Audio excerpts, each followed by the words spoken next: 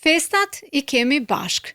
Kështu mban titullin një koncert që sonte do të mbahet në Stubull të Vitis për nder të festës së Pashkëve dhe aty janë ftuar emra e personalitetet të shumta shqiptare.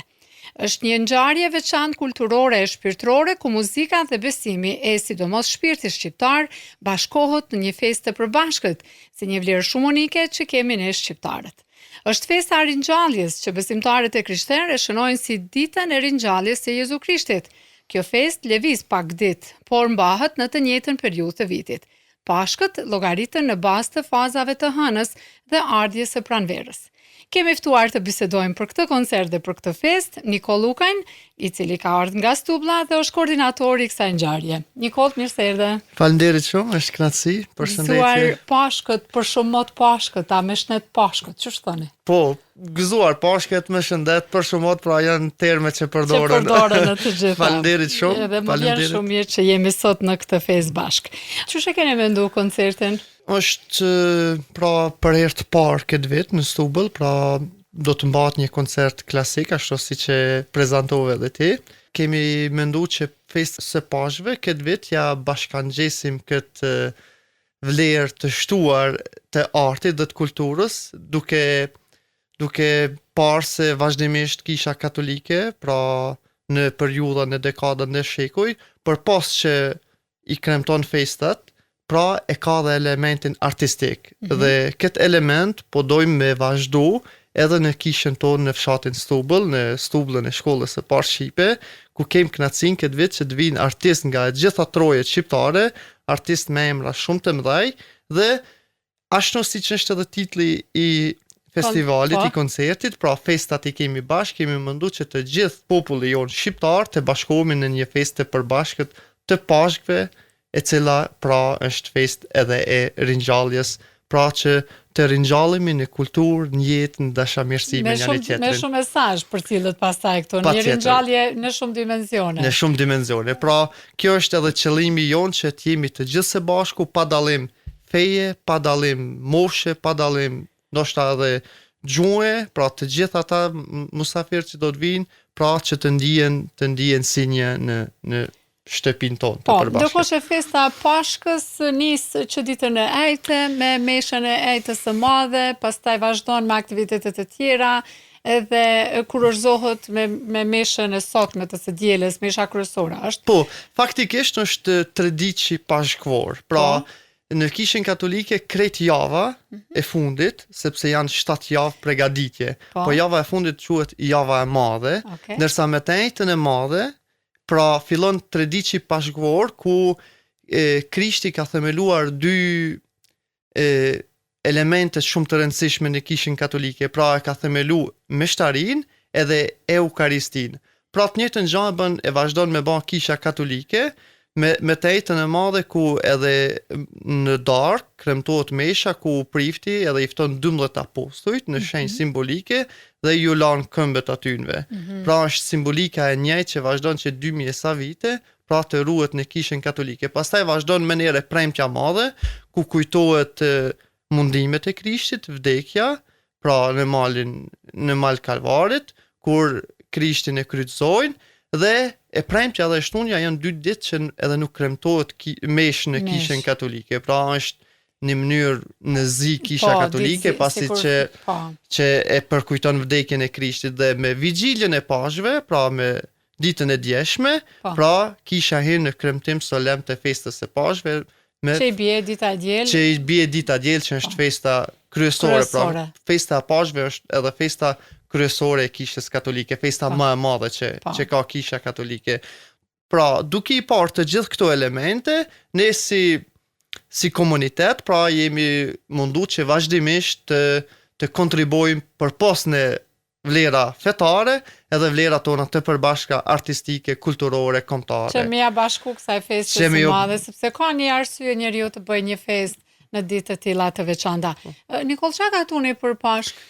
Është ajo që është shumë tradicionale, na i thojmë buka e bekume, pra të gjithë familjet katolike, të shtunën e Pashkve, e përgatisin bukën bogaqe dhe aty vendosin shumë gjana, mish, vezë, qep, hudra, edhe shkojnë të gjithë besimtarët i bekojnë një ditë para Pashkve, pra ditën e djeshme të shtunën, edhe aty pra fillon me një mënyrë edhe kremtimi solemn i festës së Pashkve. Është pak a shumë e ngjashme, është modifikuar kjo tryeza prej me këto të modernët apo ruhet? Unë mendoj se te kjo pjesë ruhet edhe e vjetra, pra kemi elemente shumë të produkteve të vjetra që ende i dërgojmë te kisha dhe i bekojmë.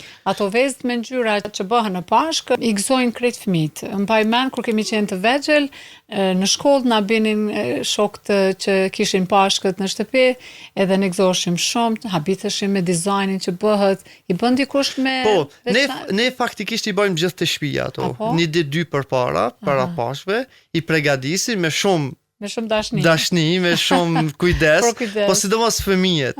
Fëmijët janë ata që menzi e presin këtë kohë, po edhe veza pra sa për opinionin e gjën, pra veza është mesazh i ringjallje, sepse veza kur thehet që del zogu edhe jep jetë, po ashtu edhe me Pashkët, me Krishtin e ringjallur, i cili e thën vdekjen, edhe vjen jetë edhe jep shumë ringjallje. Po këtë simbolike pas ka veza nuk e kam ditur për Pashkët. Pra sot do të bëni bashkë në Stupull me një komunitet pak më Nikol, veç pak ta shpjegojmë për dëgjuesit tanë, Stupulla është një fshat në Viti, në lartësi mbydetare kozhat lartë atje. Po, mbi 600 metra, por me majën e Stubllavaçës është mbi 1000 metra. A ju kanë ardhur gurbeçar për Pashkë? Po, ishim ne në meshën e Enjtës madhe, në të premtës dhe të shtunës, pra kishte atë sa pashone, kishte diasporë shumë të madhe, numër shumë i madhe, konsiderueshëm që kanë ardhur, dhe po shpresojmë që mbrëmje të ketë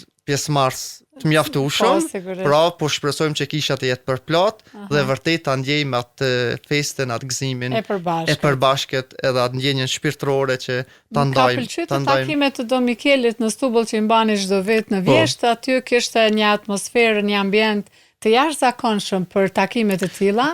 Edhe pse në lartësi shumë të lartë, kishit pak nevojë me rregullu rrugën, a keni bë punë për rrugën e parë? Faktikisht është bën një rrugë e dytë, po, rrugë alternative e kem thujt, por ende nuk është përfundu, po shpresojmë që këtë vit deri në takimet e ardhshme të Domikelit kemi me ndreqë edhe atë rrugë. Çka kishte në program? Doshta mu ndërlidh këto se për punën e programit, mos të mbesbosh, duhet i falenderoj edhe dy artistet tanë të mëdhenj, i cili është Shkodran Tola, i cili është edhe drejtori i këtij programi, dhe Besjana Mehmeti.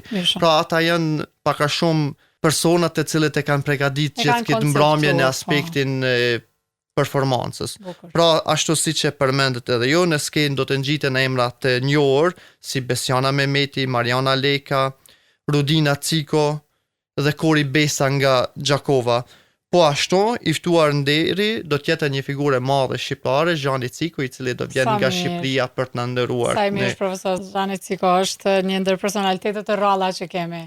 Po, është sigurisht është edhe nder i madh për ne me pas. Profesor Ciko në këtë ngjarje. Aty do të ketë këngë fetare, do të kenë këngë kombëtare.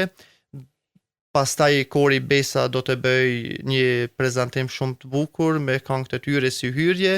Si përfundim do të jetë edhe Xhani Ciko me një pjesë ku do ta dirigjoj korin dhe do ta bëj me hymnin e Evropës, i cili është një hymn me në tekst që i bashkon të gjithë komunitetet, të gjithë kombojt dhe po shpresojmë që t'jetë diçka shumë e veçantë. Padyshim, urim edhe një herë për këtë punë që keni bë dhe për këtë si them ringjallje edhe të fshatit që e mbani ju aty. Po, faktikisht ne mundohemi që jo vetëm festën e Pashkëve, po në festat e tjera dhe festat e gjatë kohës së verës, edhe festën e Krishtlindjeve që vazhdimisht fusim edhe vlera tjera, pra kulturore, artistike, krejt javën tjetër e kemi edhe turnirin e futball, turnirin e Pashkëve që vijnë ekipe nga gjithë Kosova që bashkohen atje.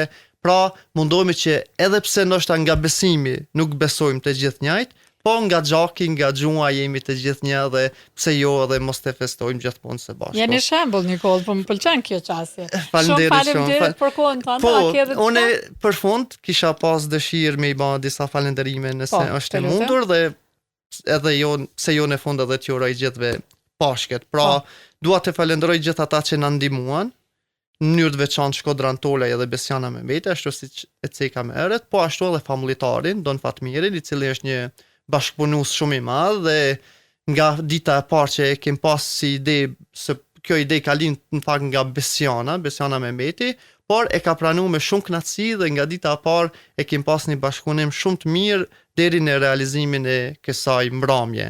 Pra dhe gjithë donatorët që na kanë ndihmuar, sepse nuk do të ishte e mundur pa njerëzit e vullnetit të mirë që na kanë ndihmuar, po ashtu edhe komunën e Vitisë. Faleminderit Nikol. Faleminderit shumë. Ty, familjes, e gjithë komunitetit në Stubull e gjithandej. Po ashtu jeni të ftuar që në mbrëmje sonte të vini së bashku edhe si staf, po edhe ju si familje dhe njëkohësisht shfrytëzoj rastin që të gjithë besimtarëve katolik që uroj festën e Pashkëve, ndaj Zotit që ringjallja e Krishtit jetë edhe një ringjallje në vlera, në kulturë dhe në bashkim me njëri tjetrin. Nuk përshtoj asnjë fjalë më këtij urimi ton Nikol. Shumë faleminderit, shumë kënaqësi. Ishte shumë kënaqësi. Faleminderit shumë. Pra sonte të dashur dëgjues, është koncerti Festat i kemi bashkë në Stubull, një koncert me shumë vlera që bashkon popullin shqiptar, pavarësisht prej besimit, atje ka muzikë, është shpirti shqiptar në Stubull sonte në një festë të përbashkët, si një vlerë shumë unike që kemi ne shqiptarët. Ishim bashkë me Nikol Lukaj nga Stublla, koordinator i kësaj ngjarjeje.